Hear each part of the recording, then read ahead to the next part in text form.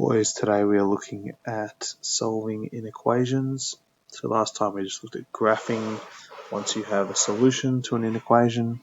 Today we are solving these inequations and then graphing some of them. Alrighty, so when you're solving an equation, you use a lot of the techniques that we have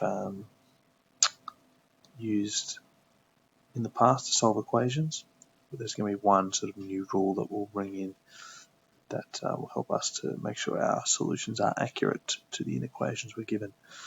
Okay, so first of all, I want you to just consider this inequation. 3x is less than 6. So what do you think are some possible solutions for that?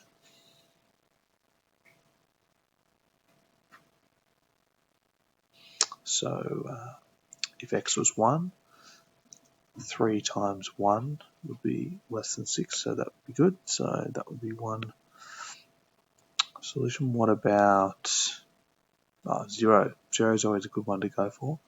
3 times 0, does that work? Yes, it does. 3 times 0 is less than 6. What if we went for 2? Would that be a solution? 3 times 2. That's equal to 6. It's not less than 6. So 2 is not going to be a solution.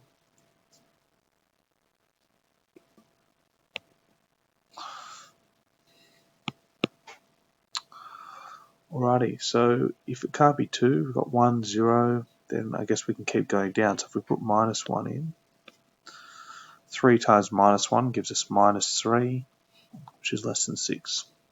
And I guess we could keep going in the negatives as far as we wanted to. Minus 2, minus 5 would work. So we can pretty much go anywhere up to 2. So like 1.5 would work if we put 3 over 2 in as a solution. So 3 over 2. If I did that, 3 times 3 over 2, that would give you 9 over 2, which is 4.5, which is less than 6. That would be fine. So what's the solution to this inequation? Well, x has got to be anything less than 2.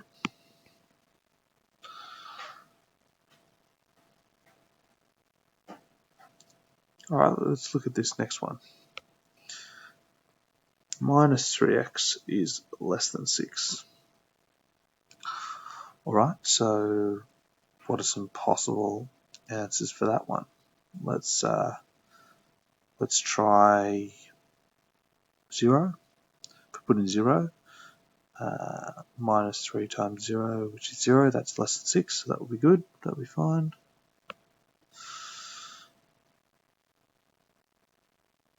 What about 1? Minus 3 times 1, that would give me minus 3, 1 would be good. 2, minus 3 times 2, yeah, that also is good, be minus 6. So if we keep going up, if we put in 5, that would work. Minus 3 times 5, that's negative 15, which is less than 6. They keep going more and more negative. But what if we start going the other direction? What if we input negative numbers in for x? Say minus 1. So minus 3 times minus 1, what does that give us? That gives us positive 3, that's less than 6, so that'll work. So we can put in minus 1, that minus 2, well, minus 3 times minus 2 give us positive 6, so that's not going to work. Hopefully you're starting to see how this is working here, because we can go anywhere down to minus 2. So our solution would be x is greater than minus minus 2. So, like before, I had 3 on 2. If I had negative 3 on 2 or negative 1.5, that would also be fine, because we'd get a positive 9 on 2, positive 4.5, which is less than 6. So our solution there is x is greater than minus 2. So from viewing those two examples, it's interesting to see that just adding the minus in front of that 3x changed our solution in an interesting way. We had this one, the top one was a less than symbol, and the bottom one was a greater than, even though they both started as less than. And the other thing that happened was our solution was negative, whereas the first one was positive. And so we can generalize this to a rule. To solve any inequation, you solve it like an equation except for one extra special rule. When multiplying or dividing an inequation by a negative number, the inequation symbol must be reversed. So we turn around the other way. So if we had a less than, it would become a more than or greater than. If we had a greater than, it would become a less than. Alright, let's solve some of these inequations using our equation solving skills and then graph them. So y plus 5 equals 9. If we subtract 5 from both sides, then we get y equals 4. From last lesson, we should know how to graph that on a number line. If we're going to graph it on a number line, it's important that we've got at least 0 and that number. That gives us a sense of where it's placed on the number line. So if we have 0 and 4 there, we can just graph that solution as being y equals 4. So we just put a dot there. That's the solution. Okay, next one. 6a equals 30. Divide by 6, we get a equals 5. And graph that on a number line. We'll just put 0. And we can just put it straight next to it. 5. Imagine it would go up by 10, etc. Just put your solution there. Alright, let's move on to solving some inequations. Righty, here's C. 2x plus 3 is less than 15. So if we subtract 3, we get 2x is less than 12. So you'll notice, even when we're doing an operation there on both sides, the symbol just stays the same in the middle.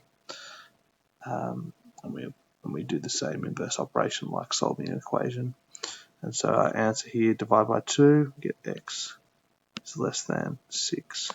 So if we want to represent that on the number line, we can just put 0. There we go. And 6. You can just adjust the scale however you like, as long as you've got 0 point in the number that's a value, that's going to be sufficient. Okay, so this time we've got an open circle. We're going back in that direction. That will be our solution. X is less than 6. Next one, minus 3x is less than or equal to 18.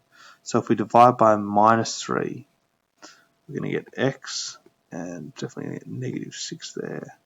But the thing that's going to happen now is the direction of our sign is going to change. So instead of being a less than or equal to, we're going to have a greater than or equal to symbol.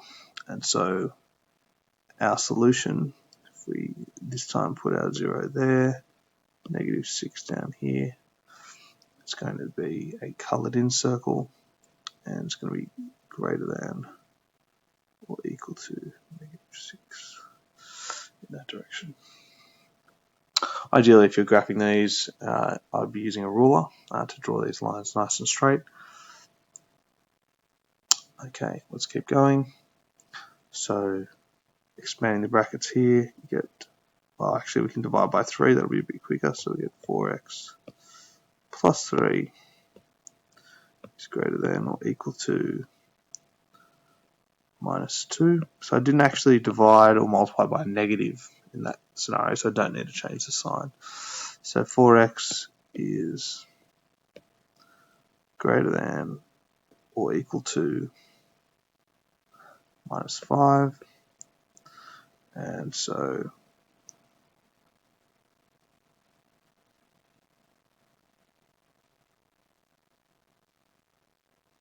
x is greater than or equal to minus 5 on 4.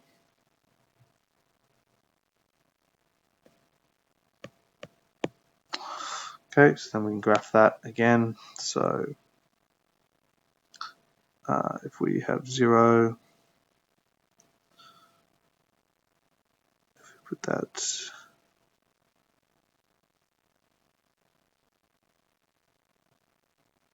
just need to extend it by 1 more, that will probably make it a bit easier. Well, I guess if we just go 0 there,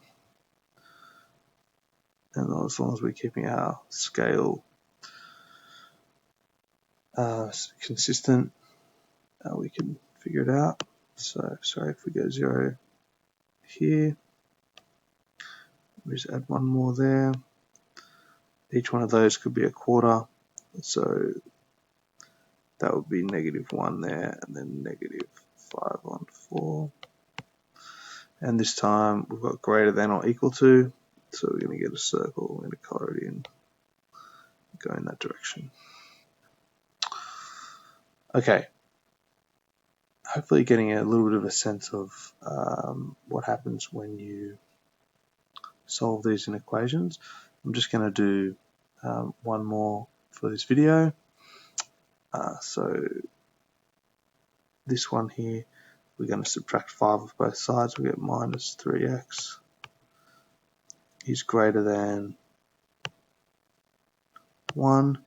And if now we're dividing by -3, so we get x is less than -1/3.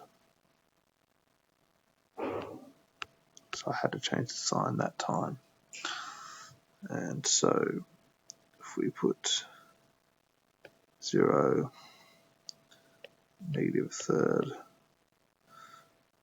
and so that would be -1.